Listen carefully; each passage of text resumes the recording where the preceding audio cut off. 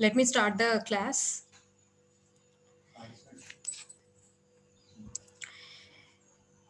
Give me some response whether my voice is audible to you or not. Not in chat, you Audible. can tell directly. Yes, ma'am. Yes, ma'am. Audible, ma'am.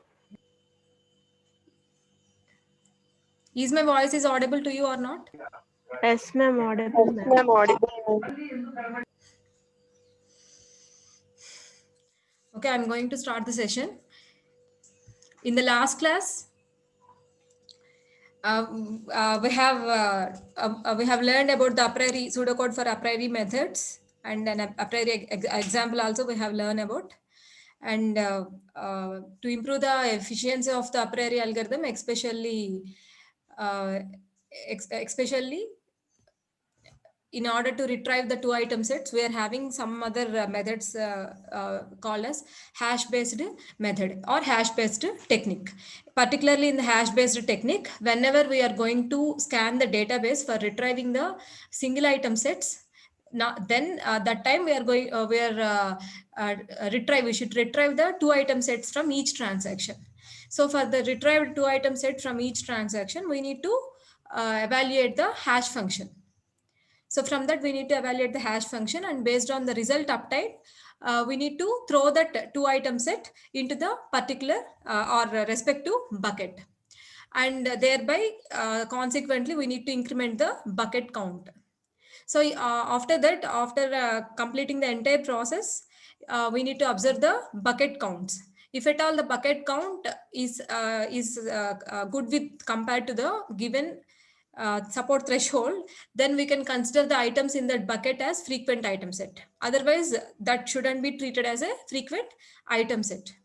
So here in this example, if you consider that all buckets having almost satisfied counts with respect to the given threshold, which is 2 in this example.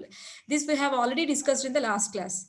But we need to caution about the item set, which is in bucket 0, where since even though the bucket count is 2 here, but this particular bucket consisting of two different item sets whose count is 1. So unfortunately, based on the hash function obtained, hash value obtained, these two are thrown into the same bucket. But these two are the different items with the counts 1 and 1. So these do not satisfies the minimum support threshold. We should filter out these two item sets. So out of the except these two, all are treated as a frequent item set. And another method for improving the hash efficiency is transaction reduction method. So here, a transaction that do not contain any frequent k item sets cannot contain any frequent k plus 1 item sets. Based on by following this principle, we are going to remove the transactions from the list of transactions which do not having frequent k item sets. So thereby it reduces the number of transactions scanned in future iterations. And coming to the third one, partitioning method. Partitioning method, and this consisting of two phases. And in the first phase, we need to scan the database, and we need to divide the total database into n equal partitions, and we need to identify local frequent item sets from each partition. And for this, we need to have a one scan of the database here. And after that, we need to combine all the local frequent item sets. And in the second phase, we need to extract global frequent item sets from all the local frequent item sets. And this requires a second scan. And finally, it outputs the frequent item sets in the data set. And to find out the local frequent item sets, here is a formula for us, that is minimum support into the number of transactions in that partition. And by using this formula only, we need to go to calculate the local frequent item sets. And this is the third method. And coming to the next method for extracting the frequent patterns, which is FP growth. The a priori method suffers from two non-trivial costs. The first one is the generation of huge number of candidate item sets, and the second one is the too many number of the database scans. So because of these reasons, we need to go for the method which do not contain the process of candidate generation. And the one and only method we are having is FP growth or frequent pattern growth. Here it adopts a divide and conquer strategy, and in this method we need to in the first phase we need to construct the FP tree, which we already which we already learned about the construction of FP tree in the last class. And in the second phase, or in the second step, we need to construct some conditional databases from the FP tree. For constructing the FP tree, or frequent pattern growth algorithm, for constructing the FP tree, first we need to retrieve all the one item sets from the given transactional databases. First we need to retrieve all one item sets. Let me conclude that. Let me feel that you don't have any voice. That much innocent you are, right? Okay. And here for generating the frequent FP tree, initially we need to retrieve all the one item sets from the given transaction data set. And after that, we need to have all the counts of that one item sets. And after that, we need to prepare another list which consisting of the frequent one item sets in descending order. And from this generated list, we need to generate the frequent FP tree. We need to generate the FP tree. And here is the construction of the FP tree, which we have already looked into it in the last class. Here, from each transaction, for each transaction, first we need to rearrange this transaction, right, based on this list, generated list. Consider this transaction I1, I2, I5. This transaction we need to rearrange like I2, I1, and I5. So based on this generated list, we need to rearrange this transaction. And after that,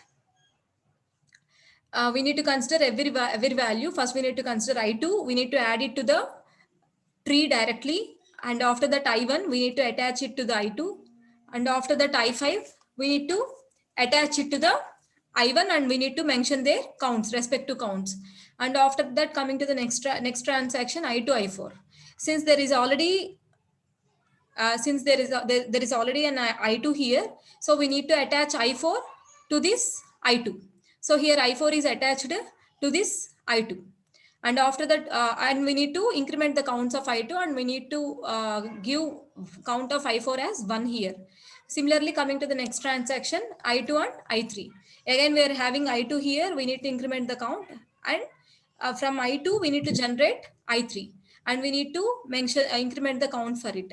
Like this, we need to construct the FP tree for each, by considering each transaction based on this order. So after the construction of FP tree, now additionally we can add the one more column, which is node link. So this is only for easy traversal. For example, if you consider I2, here is a link from this table to the node I2. If you consider I1, here is a link from this table to the node I1. And since there are one more I1, we have a link from this here to here.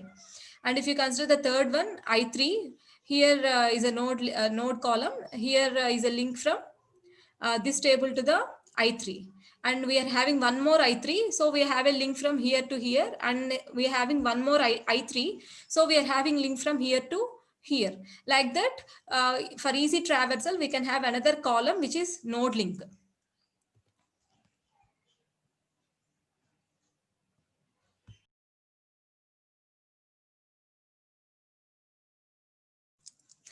So here we have an FP tree constructed like this, and from so with this our first step is over. So from in our second step, we need to create some conditional subpattern bases in our second step. So in our second step, we need to construct some conditional subpattern bases from the FP tree generated. So here first we need to for constructing this second step, first we need to consider the one item sets in the order from bottom to top. So initially we need to consider I5, after consider I4, after that we need to consider I3 and I1 and so on. So consider I5 here. Now what is how we can obtain I5? How we can get I5? So we can get I5 from I2, I1. We can get I5 from I2, I1. So here the count of I5 is 1, and we are getting it from I2 and I1. So I2, I1, and the count is 1 here. And what is the other way of getting I5? Here is another I5 and we are getting it through I2, I1, I3. And here its count is also 1. So through I2, I1, I3, its count is 1. So like this, we need to write down the conditional pattern base for all the items. Consider I4. How we can get I4? From I2 and its count is, where is I4 actually? Here is the I4 and its link is here. So here is I4 and its path is from I2, I1 and its count is 1. So here we are having I2, I1 and its count is 1. And how we can get another I4? Is there any another I4 we are having? Is there any another I4 we are having? No, ma'am. Let me continue with the class. So after that, coming to the I3. How to get I3? Where is the link for this? I3 is here. And after this, we are having one I3 here and another I3 here. So how to get this I3? From I2, I1, ma'am. we're having a path from I2, I1 and its count is 2. So we need to mention here I2, I1 with the count 2. And how to get another I3? From I2 with the count 2. I2. So we are having another I3 from I2 with the count 2. Similarly, we are having another I3 I1. from I1 From with I1. the count 2. So we need to mention here I1 with the count 2. Similarly, we are having I1. Where is the I1? Here is the I1. It is obtained from I2 with the count 4. So we need to write that it is from I2 with the count 4. And we are having one more I1 here and it is from directly root node. So since there is no, since it is directly attached to the root node, no need to mention here. So here we are having I1 and coming to I2, we are having one I2 and it is directly attached to the root node. That means there is no parent node for it. So no need to mention I2 here. So in this way, we need to write down all the conditional pattern bases. And after that, from the extracted conditional pattern basis, we need to we need to extract conditional FP trees. How to do that? Consider the first row. Here we are having how many I2s we are having. What is the count of I2? Here is one I2 and here is one I2. The count is 2. And coming to the I1, here we are having two I1s. Here the count is 1 and here the 1. The total count is 2. And coming to the I3, here is an I3. The count is 1. Since the count of I3 does not satisfy the minimum threshold, we no need to mention I3 here. And coming to the next row, how many I2s you are having? Here is an I2, its count is 1. And here is an I2, its count is 1. Total, we are having one I2 with count 2. And coming to the I1, here the count of I1 is 1. Since it does not satisfy the threshold, predefined threshold, we no need to mention that here. And coming to the third item, I3, here I2 is there, its count is 2. And here also I2 is there, its count is 2. Total, we are having I2 with the count 4. And here we are having I1 with count 2. And here we are having I1 with count 2. Here, why we are not mentioning that I1 with count 4 means, observe carefully here. Here, this I1 is from left branch. This I1 is taken from the left branch, whereas this I1 is taken from the right branch of the tree. So we shouldn't club those two. That's why we mention this I1 separately and this I1 separately as I1 2 here, and this is as it is I1 count 2 here, and here as it is I2 with the count 4. In this way, we need to extract the conditional FP trees. And after that, we need to extract frequent patterns generated. And after that, from this, we need to extract the final frequent patterns.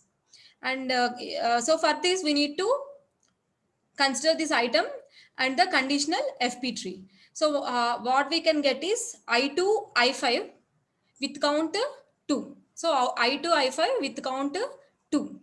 And here I1, I5 with count 2. I1, I5 with count 2. And these are the 2 item sets we can get. And what is a 3 item set? I2, I1, I5 with count 2 you can get. I2, I1, I5 with count 2 you can get. So if at all we are having different counts here. Since now for this example we are having the same count 2 and 2, we can write 2 directly here for the 3 item set. If at all we are having, if suppose here we are having 3 and here we are having 2, for generating 3 item set, I2, I1, I5, we need to choose the count value which is the minimum of these two. If suppose here we are having 3 and here we are having 2, we need to write 2 here, not the 3. And consider the second line, I2, I4 with the count 2 here. Consider the third line, I2, I1, I2, I3 with the count 4 here, I2, I3 with the count 4, and I1, I3 with the count 2 here, I1, I3 with the count 2. Initially, it should be 2.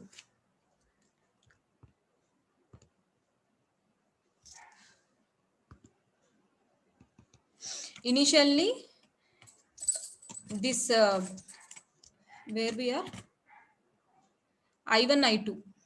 I1, I3, initially it should be 2. I1, I3 with the count 2.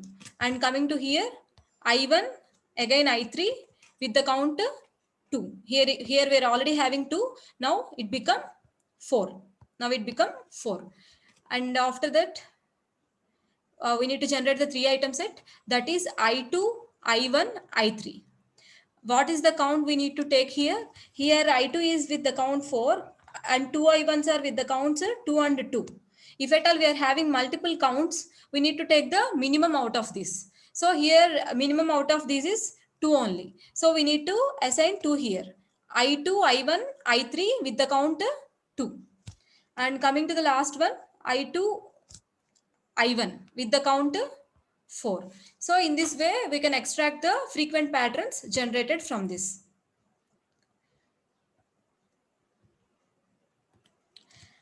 And coming to the mining multi-level association rules. So we are in the last class, in the previous classes, we have already looked into the different kinds of association rules, multi-level association rules, multiple association, multi-dimensional association rules, quantitative association rules.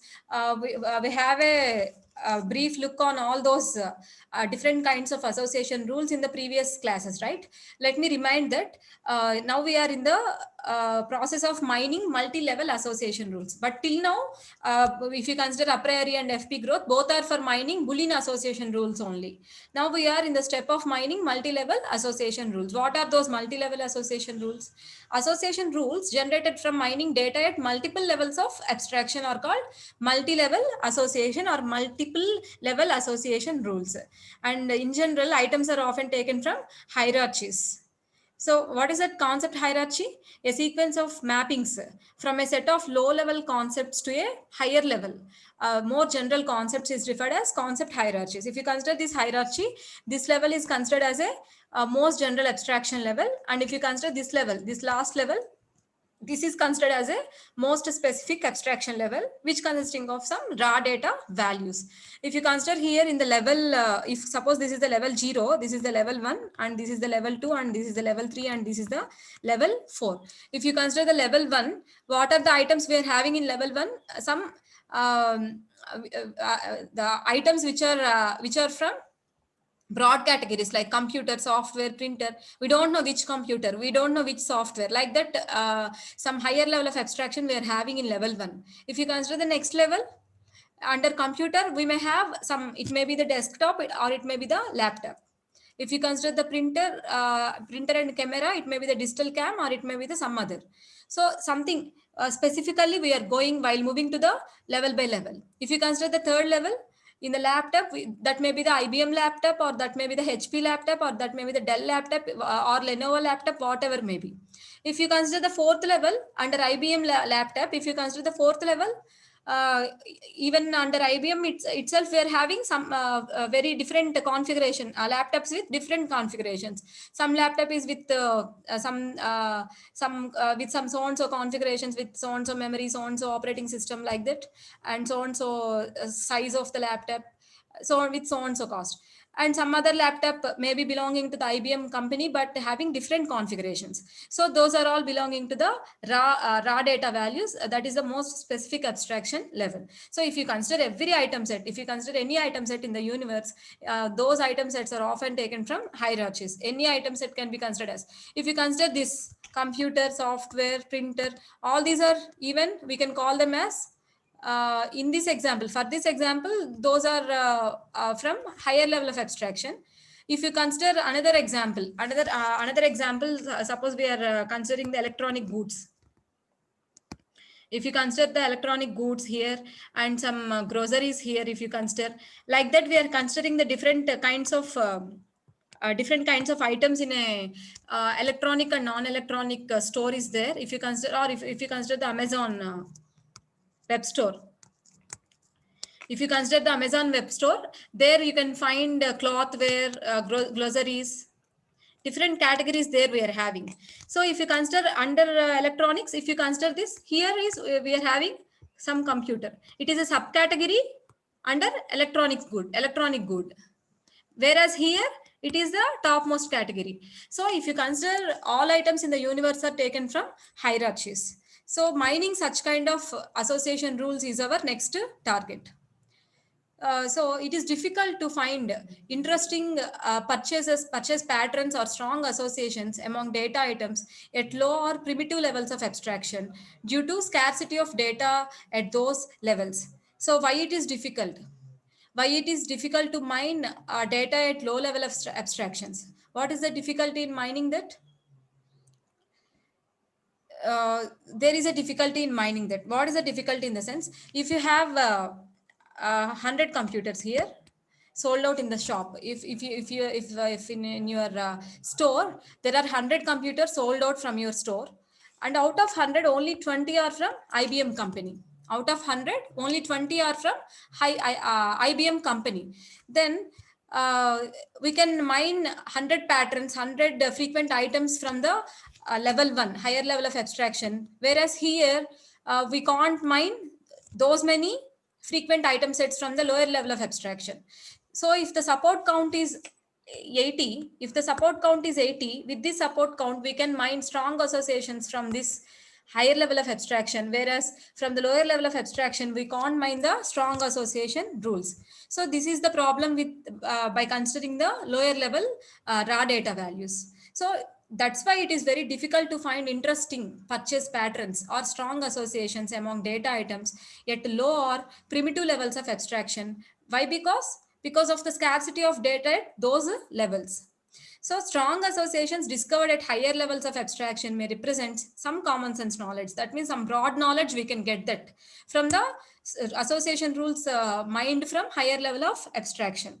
Moreover, what may represent common sense to one user may seem novel to another. Maybe that broad knowledge which is extracted from the higher level of abstraction may be helpful for one customer, which is not an interesting rule for another customer. So it is essential to mine the association rules from the lower level of abstraction also, because based on the interestingness of the user, we may need to mine the rules, association rules, from the even from the low level of abstraction. For that, what to do and what are the methods for mining association rules even from those low level of abstraction, that we need to learn in this concept.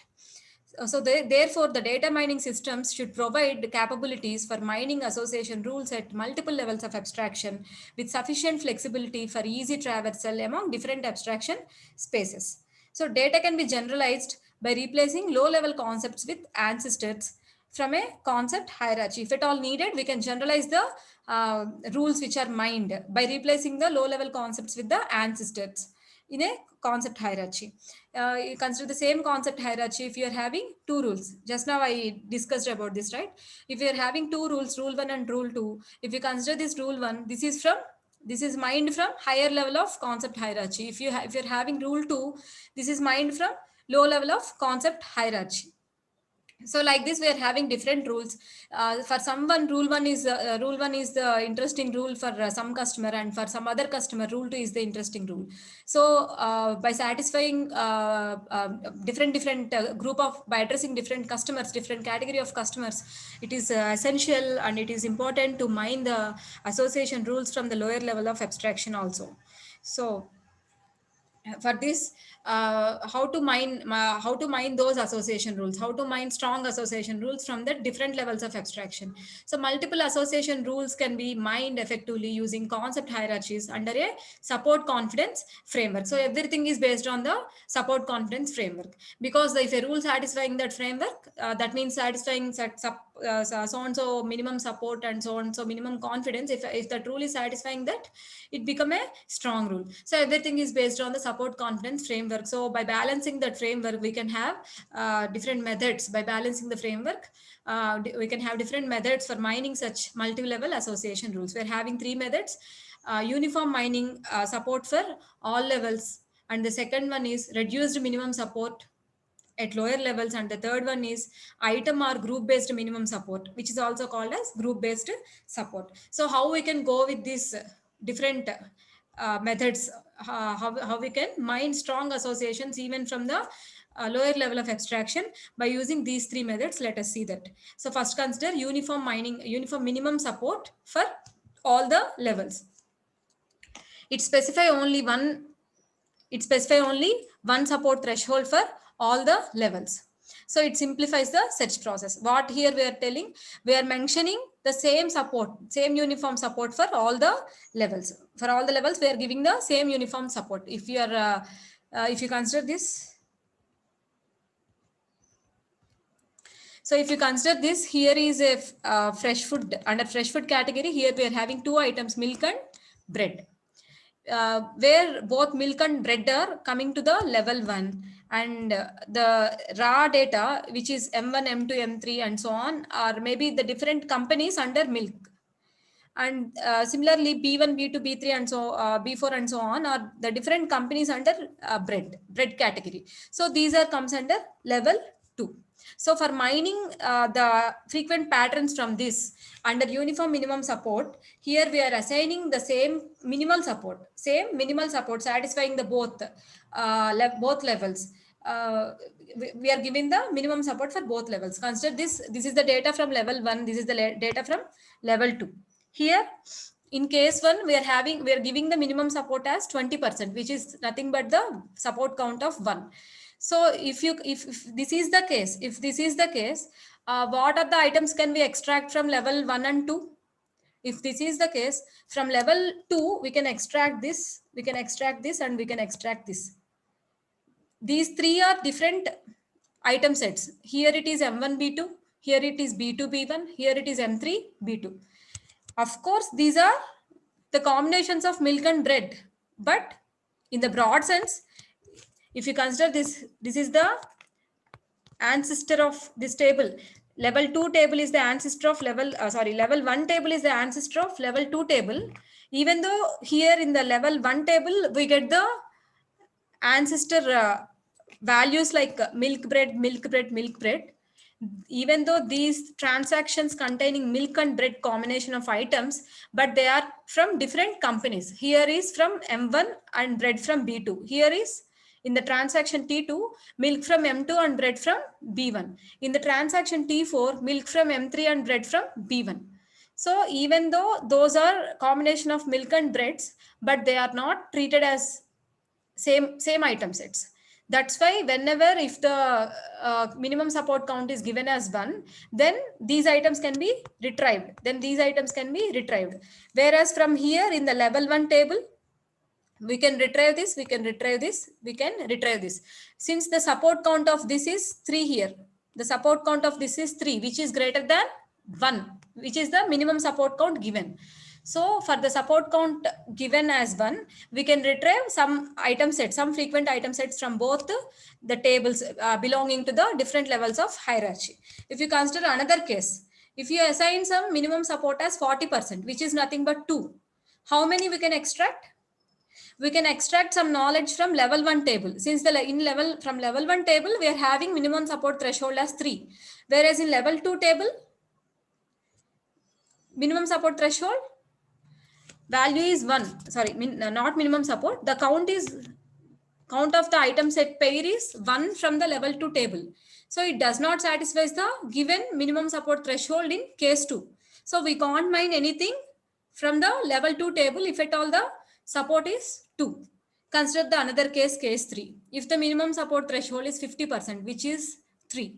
So even though the support is increased to 50%, we can mine some patterns, some frequent patterns from level 1. Because the count of frequent patterns from level 1 is 3, which even now it satisfies the given support threshold, which is 3. But here it does not satisfy the given minimum support threshold. So what happened here? There is some advantage.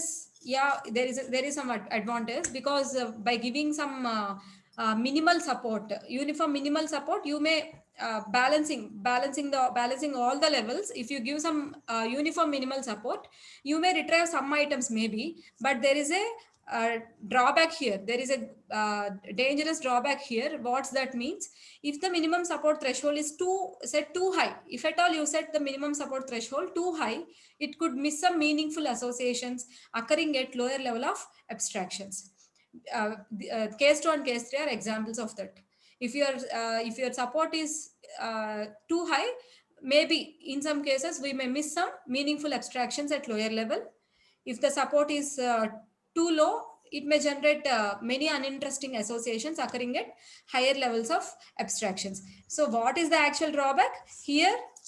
In the previous example, I told that out of 200 computers or 100 computers sold out, 20 are from IBM. If suppose my minimum support threshold is 10, my minimum support threshold is 10, which is too low. What happened here?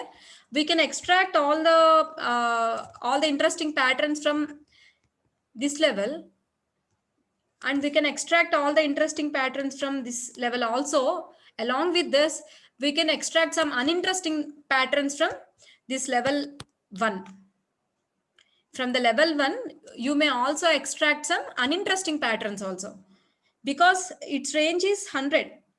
So based on this, we can put some threshold as 80 or 70 like this. But what we are doing, by following the first method, minimum support threshold, we are giving it as 10% support.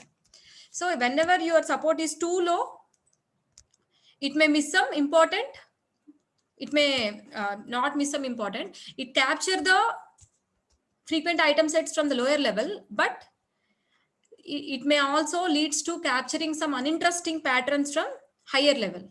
If at all your support is too high, for example, your support is 80%. What happened? We can't capture anything from this level. We only capture from this level. So maybe there may be some interesting patterns which are needed for making business analytics from the lower level. But because of this high threshold given, because of this higher threshold, what happened here? We may miss some interesting patterns present in the lower level of abstraction. So going both the way is a drawback for us. So giving too high value as a support threshold is also not correct. At the same time, giving too low value as a support threshold is also not good. So what to do? For that, we need to go for the second method, which is a reduced minimum support at lower levels. So for this, I'll just read out the line: reduced minimum support at lower level. So with this, what we can give is, we can assign some higher support value, higher support threshold for the higher level, and the lower support threshold to the lower level. Why? Because compared to the higher level, in the lower level we are having, compared to the higher level, in the lower level we are having reduced counts, reduced support counts. That is happened naturally for any, not for this example, for any example it happens naturally. So for this, the first method is not exactly suitable. It has some drawbacks, right? Then we can go for the second method, that is reduced minimum support at a lower level. So we can give different support counts for different levels of abstraction. Here, each level of abstraction has its own minimum support threshold. The deeper the level of abstraction, the smaller the corresponding threshold is. Here, if you consider this example, here is the level 2 and here is the level 1. So for level 1, we are giving some threshold as 50%, which is nothing but support count is equal to 3. And here in level 2, we are assigning some 40%, which is nothing but 2. Since this is a higher level and this is the lower level of abstraction, we are assigning two different thresholds. So based on this, here, since the support count is 2, what are the item sets we can extract from this? Here M1B2 combination is there. Here M2B1 combination. Here also M2B1 combination. So this occurs one time and this occurs this another time. So the count of this M2B1 is 2. Since we are mentioning the minimum support threshold as 2, we can retrieve these item sets from the transactions T2 and T4. And coming to this case, here in the level 1, we are giving minimum support threshold as 3. So with this minimum support threshold, we can extract the pattern milk and bread from the transactions T1, T2 and T4. If at all, if you consider the previous case, if 3 is the minimum support, uniform minimum support given to both the tables, then what happened? We can't extract any meaningful or any interesting pattern from level 2. We can extract some pattern from level 1. Whereas in this case, with the second method, reduced minimum support at lower level, we are assigning different support counts for the different levels. So what happened with this? With this, we can extract some useful information or useful interesting patterns from the higher level. And also we can extract some useful patterns from the lower level. So we can satisfy both the things here, right? Similarly, we are having the third method, item or group based minimum support. The third method is item or group based minimum support. What is this group based? So generally what we can do is we can based on the level only. That means if all the items belonging to a particular level are giving the same support count, right? Still now what we know, we should assign all the support counts. We can give same support count for all the levels, all the items of that level. For example, if you consider for all the items of the level, what are the items we are having? M1, M2, B1, B2. So all these are the items from level 2. What are the items from level 1? Milk, bread. Yes, these are the items from level 1. So these are the items from level 2 and these are the items from level 1. And for level 1, for all these items, we are assigning support count as 3.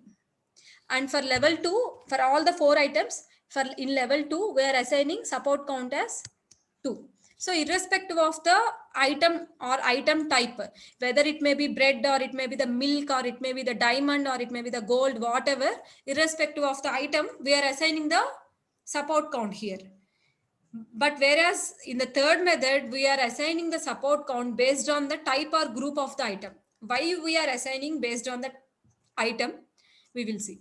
So we have used the same minimum support threshold for all item sets to be mined in each association mining. Still now, we are doing that. In reality, some items, for example, diamond, watch, gold, etc., are valuable but less frequent, right? Compared to bread and milk, the items like diamond, gold watch, or necklace, etc., are less frequent compared to milk and bread. So we can't give the same support for all the items, even though they are at the same level. So for this reason, we need to have a good mining of strong association rules. We need to have group-based minimum support. We need to give group-based minimum support. So it is necessary to have customized minimum support settings for different kinds of items. So for example, if you consider diamond, watch, so for those items, we can give support count as count is very low, For example, 0.05% like that. If you consider the items like bread and milk, which are frequently sold out, we can give the higher support counts. So like this, if at all you're giving the support counts based on the item or group type, then that category belongs to the third one, item or group based minimum support count. So in this way, we can mine the association rules from different levels of abstraction. So here, coming to the next topic within the mining of multi-level association rules, that is redundancy filtering. So what is that redundancy in the association rules, and how we can filter that? What is the redundancy and how we can filter that? So in multi-level association, mining may generate many redundant rules due to ancestor relationships between the items. Ancestor in the sense that in concept hierarchy, we're having parent-child relationship, right? So in the parent level of items are called ancestors to the child level of items. If you consider this example here, rule, what is the rule one? Here, if a person buys a laptop computer, then he may buy the HP printer with so on so support and confidence. And what is the rule two here? If a person buys the IBM laptop computer, then he may buy the HP printer. That is the second rule. So here, rule 1 is an ancestor of rule 2 if rule 1 can be obtained by replacing the items in rule 2 by their ancestors in a concept hierarchy or hierarchy. So here I can say that rule 1 is the ancestor of rule 2, right or not? Why? Because if you consider the concept hierarchy, we considered previously earlier in the earlier slides, if you consider that, here IBM laptop can be obtained from laptop computer, which further obtained from computer, right?